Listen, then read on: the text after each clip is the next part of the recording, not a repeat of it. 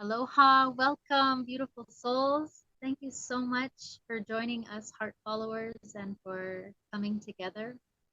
Before more words are shared, I would love to just take a moment to share nice deep breaths together. And on the exhales, the word home as we are all on our way home. And with a focus on allowing the sound to vibrate through our bodies as the medicine that we need and to bring us fully into the present moment. So just take a moment to be present to your body. However it is perfect.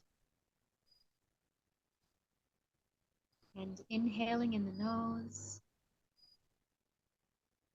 exhaling to hold. Oh.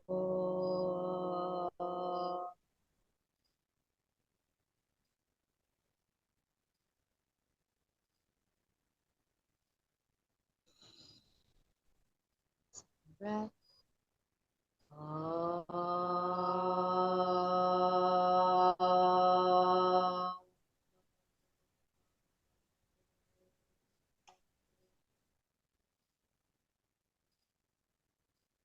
Beautiful. And third, nice deep inhale.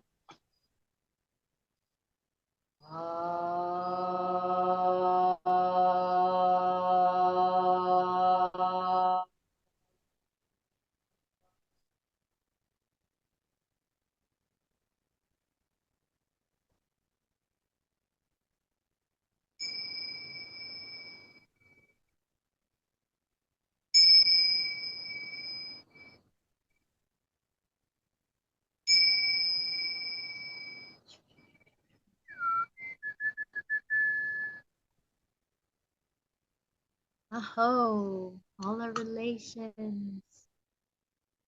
And we enjoyed a little smudge over here prior to getting on the call, so we'll send a little smudge your way and for all others viewing. May you be peaceful, may you be happy, may you be healthy, may all live in beautiful harmony with love and light in divine alignment.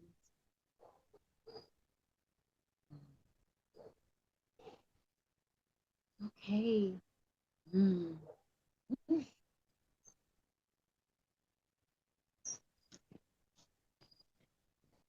I wanted to take a moment to show this beautiful location that we're at here in Guatemala. We're at a location named Karuna. Here's how you spell Karuna. And Karuna means compassion.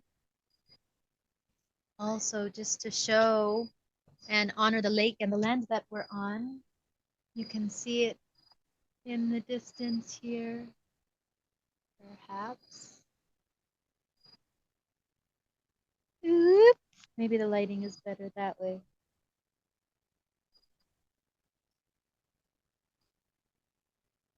This is Lago Atitlan. And we have a guardian joining us, making sure we're all well here.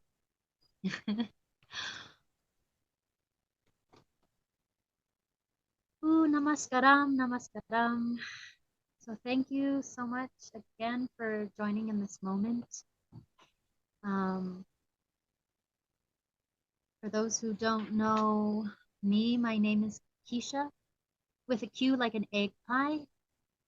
And we are gathering to really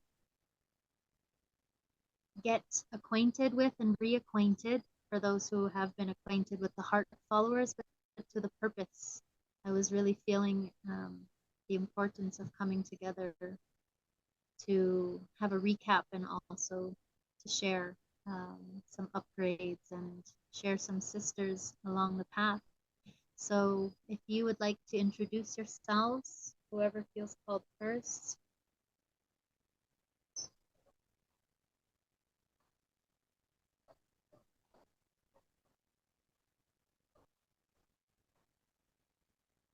I am Shadowcat, a mother, artist, and story weaver. and explorer of nature.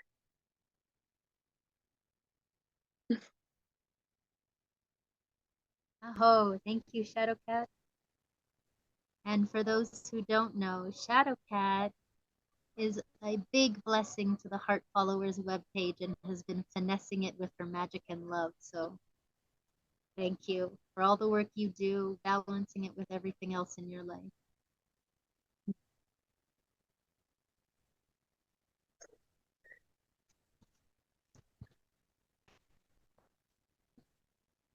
My name is Mahaya, um, and I think the biggest thing about myself right now is that I am learning the path of the heart. Um, I'm learning to know how love goes in my body, and yeah, supporting others to connect to that feeling as well in their bodies. Um, yeah, I think that's the biggest thing for me right now. It feels very synchronistic to be here. Yes, it feels very magical. Even the coming together was very much like, Maya, her son is sleeping. We have a window. Can we do it now? Things were moving around and we got here. But yeah, Mahaya has been very generous to share her lovely deck here in her space. And I've been so blessed to share the last few days, getting to vibrate love with her and share and learn with her and from her. And it's just been so beautiful and such a blessing. Thank you. Yes. And here we are together. Hmm. So, as I was mentioning earlier, one of the main reasons that I initiated this call was because I felt like I also wanted to reconnect to why and what started the Heart Followers for me, and also make sure that people who are coming into following the heart's path and making that transition from the mind into the heart, no matter where on the journey they are. There could be tidbits that could be shared and reflections from Shadowcat as well, and questions from Mahaya, and whatever magical things are meant to happen in these moments. So for me, the purpose of the Heart Followers has always been to lead my life by following my heart and to really embrace and love life and feel joyful. Because prior to beginning this path, um, over a decade ago now, um, I was very unhappy. And all I knew was the world that I was told and shown and programmed into. And so following my heart started by um,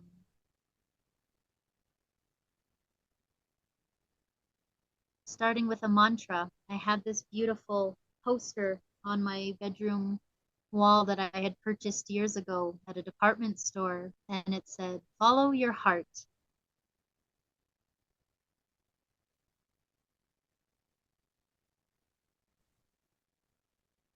It's been so long since I've thought about everything that was on this.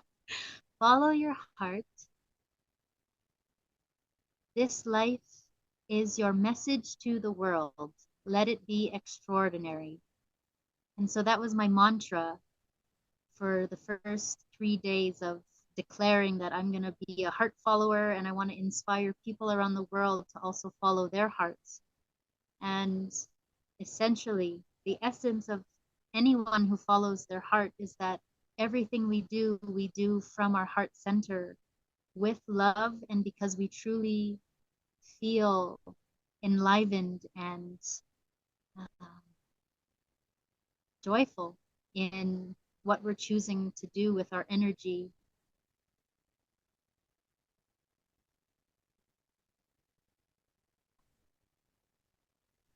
And alas, I figured Well, if I want to inspire other people, I guess I'm going to have to be living in this way and be paving a path.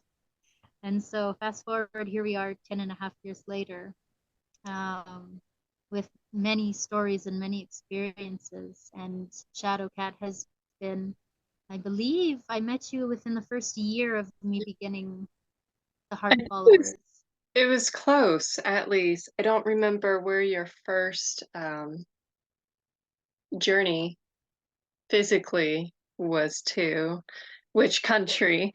Um, but I think Costa Rica was pretty early on your voyages.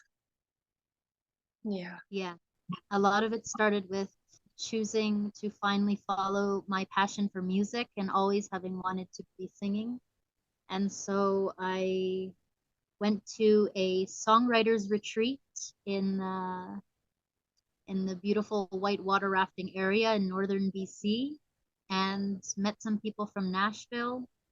And then within a month later, went to Nashville for a month and sang and performed as a street performer for the first time the Sunday night before my flight Monday morning. So I waited. I had so much resistance, but I finally did it the last night before getting on my flight. So it was very magical because I remember the moment of singing and playing and having the guitar case on the floor, and all of a sudden there was $5 and $1 and $1 and other $5, and someone came up to me and specially said, I really want you to have this, another $5. And by the end of the 2 hours, I had $18, and I felt like I was the richest person on the planet. I was like, what? I can just do what I love and money falls at my feet? What have I been doing? So, I mean, it wasn't just for the money, it was more that I just loved to sing. And at the same time, just seeing that that was supported in that financial way is beautiful as well, but also just by the people who would smile going by. And it was so magical. So Nashville, and then eventually, several months, a month or two later, I just had this calling, like I needed to live somewhere tropical, and I wanted to own dresses and bathing suits and much more. And so I made it to Costa Rica. Yeah, that was the beginnings. I had hair back then as well. Yes. I'm curious if you have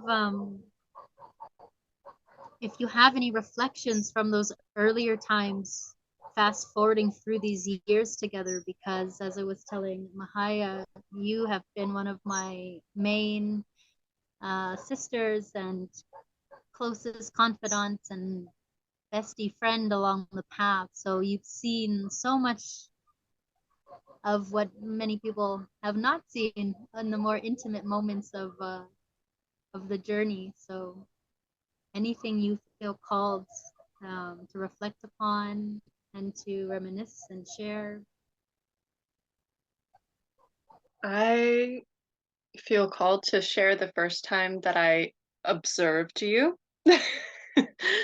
Since we did not, it wasn't a immediate friendship as I learned that 2-year-olds can be, where they just face to face ask, will you be my friend? And it's yes. And I love that. And why can't we? Anyway, I love that so much. Um, I saw you from a distance and read your energy of the people that you were with in your current group at the hostel, and I was like, "Oh, she has a lot more energy. I don't think we'll be tight friends, like, or close friends. Okay, she seems cool, but I'll let her live her life. That's fine." What was it, like 3 days later, we were living in the same place, sharing the same bed for 2 months? Um, so Living just off pancakes. oh my goodness. Almost every morning. Um, those were beautiful memories and so many growth spaces just in the span of being in Costa Rica and f- mutually, both of us working with each other through our own growths, through the growth and evolution of heart followers as it becomes more clearly articulated, with experiences, with gained knowledge and learning. It's organic, simply put. It's always growing, it's living, it's breathing, it's a soul essence because it has souls going into it and all of us rooting for it. And we want all of us to follow our hearts, and we want to support others to follow their hearts too. I have a question, Shadowcat. Do you recall what important lessons you learned and takeaways in those 2 months and after departing?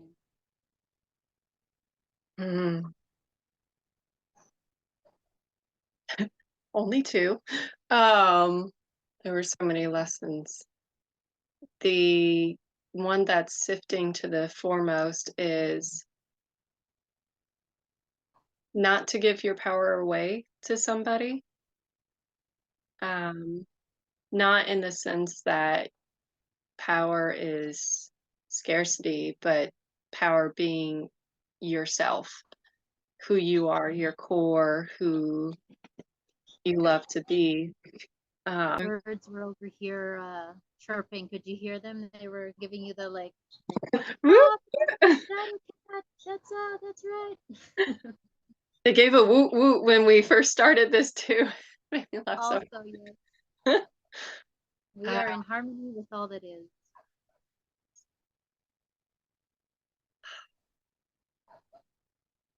And just I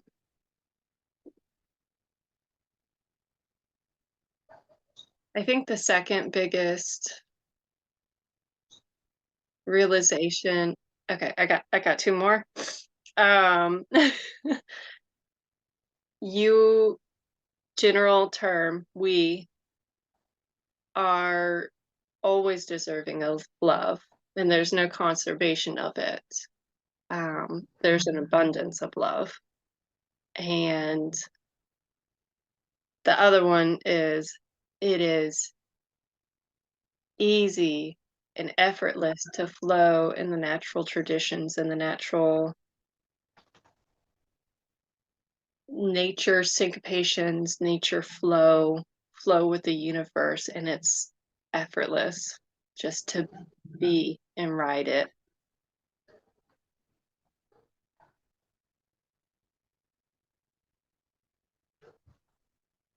Those were my greatest joys.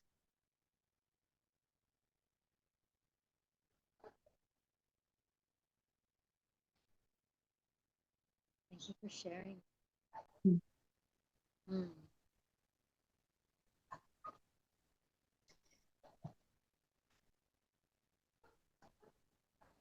Is there anything in particular you're present to in this moment, Mahaya? I'm just reflecting on what Shadowcat shared. Just think where I am at in this aspect. Do you mind if I share an observation about? So Mahaya has this very beautiful, visceral and visual way of processing information that I really appreciate. And she will, when there's words shared, she will take a moment to really feel into her own body how that registers. And that's something that I've been witnessing and seeing as a very strong skill that you have that really helps to hone in that focus of authenticity, of speaking what our needs are in the moment and really being present so that whatever is being shared, we really are able to integrate. Yeah, so she does a visceral check and just tunes in with her body. And do you feel called to share a little bit more of what that process is? Yeah, I noticed for myself that I need to feel in my body to understand. It's like if I don't feel what others shared in my body, if I don't feel, then I don't understand. It's like I really need to take a moment to notice how that feels in my body, and then the picture comes to me. I can see it. Mm. It's that process for me. Mm. Then I get the clarity, and I'm just like, oh, I feel I'm getting here. And then I'll check if I'm getting this right. Okay. And so what happens if what you're getting is not correct? Then how does that, what do you do from that point? Yeah, then if I check and the person says like, no, actually it's not like this, but it's like this, then that helps me to tune more into what they're saying, because then I'll feel that whatever they say. So I share the reality with them. So it's important for me to check and to see if I got it right, because maybe I couldn't get it right. And yeah, when they specify, then I'm able to connect to them more, because it's a feeling what they're feeling. It's very important for me to check. When I remember, when I'm not getting too excited and just So lovely, right? Makes me think of the frequency of existence and just how it resonates with you. It could be it could be more soul resonating and feeling that you're describing. Um, but it also made me think of the vibrations too that words speak and how they hum. Not sure if there's a connection. Well, there's a connection for you because that's what's present. True. And everything, I believe, many people also echo, I believe that everything also is sound, everything is frequency, everything is a vibration. And so I'm hearing you interpret through your beautiful specific channel how it lands for you. And I'm sure if other people were to be a part of the conversation, they would express the same thing, but with a different angle or different words, terminology in the way that it relates in their world. What I'm hearing and feeling, though, is our heart's coherence, because we're all resonating with, we can relate to this of how we check in with ourselves. And so what I'm curious about in this moment is when we are present to whatever is and we don't resist anything and nothing's ever personal. Have you ever run into a moment where if someone's expressing something where you don't want to take it in, or where, how do you navigate that if there's something of an energy that is being projected towards you? yeah. Do you just choose not to feel it, or what do you do in those moments? Yeah, I really like that question, because what I'm tracking in myself when something comes at me, that's it's like I don't even have a choice. I start noticing I cannot hear. It's like I start dissociating. I start being present. And then I just actually name to the person, you know what, I just actually noticing I'm dissociating. I'm not present. I cannot hear what you're saying. And also, I might feel resentment, like there's a resentment, and I would name that, and then always notice this resentment that comes up for me. Just would name what's happening for me. But yeah, that's what my body does automatically. Yeah. I don't even have a choice in that. Yes. Like I just notice I start dissociating, and I can't hear. It's like how my protection works, actually. Yes. My protection works on its own. Yes. And because you are also open to allowing yourself to be your authentic self, you're not blocking your expression. Yeah. And that's one of the things I've also noticed in these few days with Mahaya is she's very childlike, very playful, and very energetic, and very present, and whatever's there is like there. And there was a moment when we were having a conversation, and there was the need for a more direct and strong, and it was beautiful because I could feel and see in her body position, body posture, and her face. It was like, no, I don't like that, don't do that. And it was so beautiful because she was expressing something that had happened, but it was lovely because it was a clear it's like healthy anger, or not just the anger, but it's a healthy boundary of expressing your no. To sometimes someone needs us to be sharp to make sure that they hear us clearly. Sometimes people might not hear us or get the message if we, oh, I would really prefer if you didn't do that, or maybe they would get So it. for you, it was clear? For me, it was clear. You were just sharing a moment that had transpired, but it was very clear what your no was. It was about opinions. When someone shares their opinion without asking if you're interested, or and just kind of projectiling opinions, it was just your whole body posture was like, no, I don't like that. And it was so beautiful because it was so instantaneous, and that's something for me that's has taken a while for me to learn. Instantaneous no's, and not trying to come at it from a monk's perspective and just go into a higher realm or a higher something, or have the right word or have the right way or have the something, and not just say like, hey, no. Like, I don't like that. Because from a young age in this physical experience, it wasn't an experience I had from a young age to say, no, I don't like that, or stop. Those weren't. So as an adult, it's been a really fun adventure to break through those barriers and have a good laugh at myself when, I just see like, okay, I kind of got small again and shrunk, or, for whatever reason. But yeah. Yeah, well, I wish I was that brave. Because in real situations, like, I sometimes don't speak up, and I wish I was. I'm afraid to be called crazy, like, that would be like not right. Like, people will judge it as not adequate response. Not It's like, an oh, she's adequate too crazy. response. Yeah. Do you feel like for some people it's because they relate a little bit more to logic?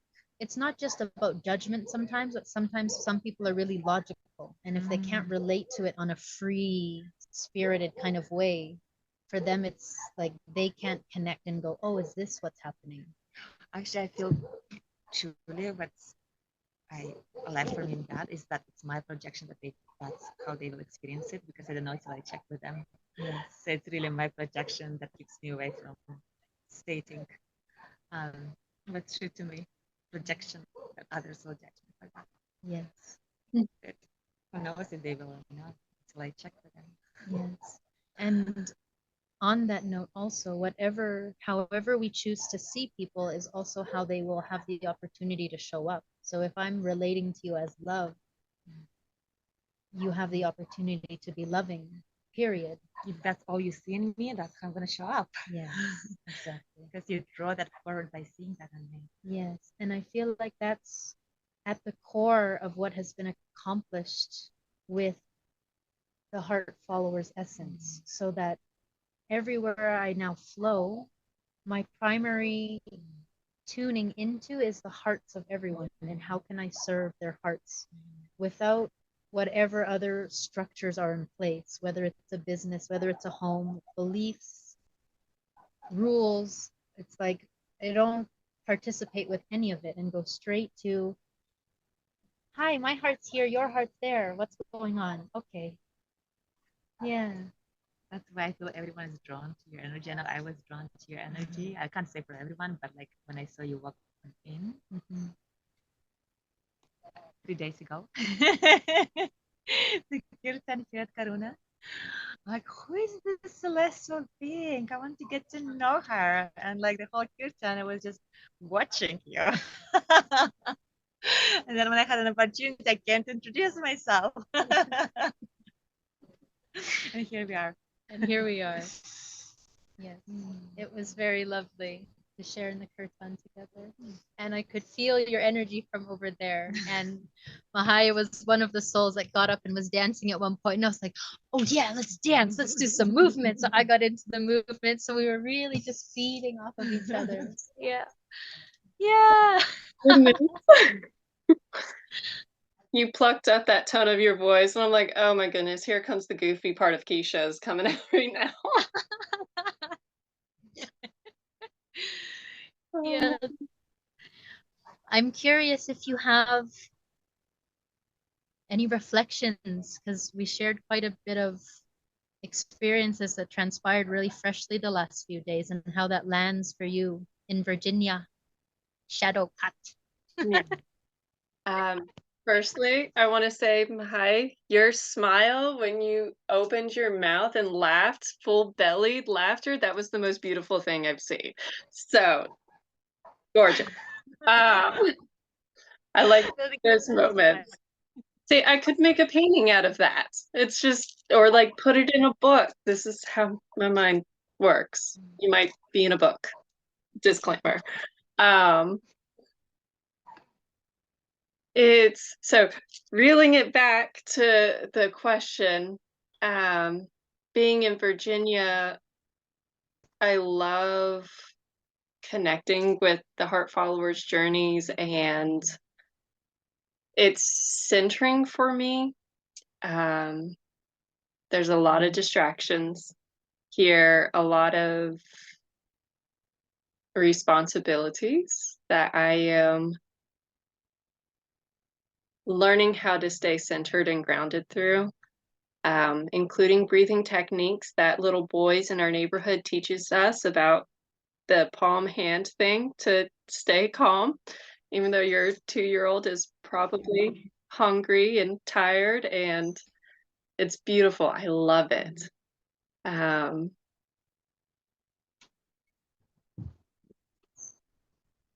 It feels connected with hearts, it feels like hearts aren't so far away through the heart followers, and to learn and meet others who want to grow connection, want to grow healing, harmony, and lights and joy by following your hearts and your passions. And doesn't mean that your passions have to stay the same. Dear Lord, no.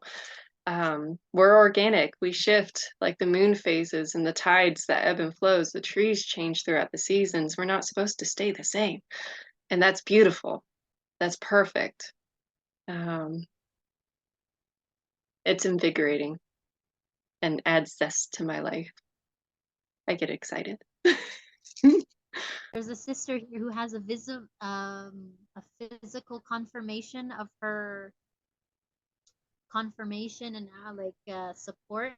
When she hears something, she does this, like a whoop whoop, and I really love the visual, that response. So pass it on.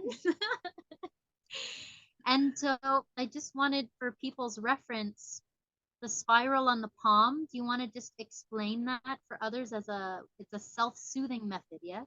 Yes. So our neighborhood friend of my 2-year-old told us about the breathing box, and we've augmented it to the spiral.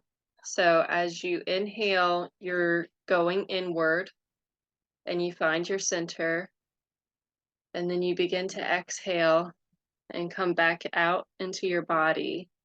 So you're finding the balance of internal and external. So the physical world with your internal world. I really love this. I had reached out to Shadowcat and saying, and you knew I was going through as well, a few moments of needing to find a new way to self-soothe. And so that was something that Shadowcat had shared, and I feel like it can be so beneficial to so many people because it's instantly accessible. And if there's anyone who watches the video who doesn't have arms or hands, it's also something you could do with your feet, I'm sure. Trace it with your toes. And if you don't have any limbs, I'm sure you could also mentally create that visceral picture as a meditative state as well. Or use the tongue on the inside of your mouth. Or use the tongue. Beautiful. Oh, I like that. And I'm thinking of introverts or people whose might have a peak in anxiety in a moment, social anxiety. I have several connections where we work through moments like that. Um, that could be a subtle way if you don't want to have an external show that you're trying to calm yourself down. If you want to be discreet for whatever reason, that could be an option.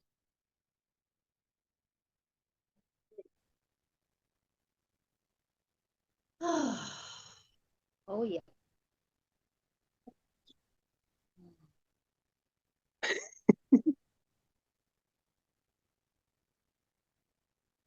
I'm curious if you have also any reflections on what Mahaya was sharing on how when she checks in with her being and um, also projecting how she perceives others and their response. Does that, I could see you doing a lot of contemplating in those moments. I want to know what juicy stuff was going on in there. So it was a lot of contemplation on early college years, when I was first starting my independence navigation, and was a very different individual than I am now.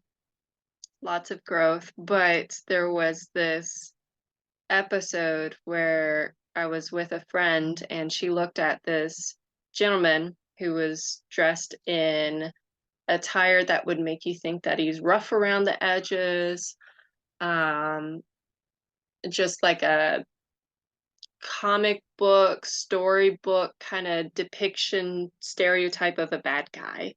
And she looked at him and she looked at me and she said, "Don't trust him."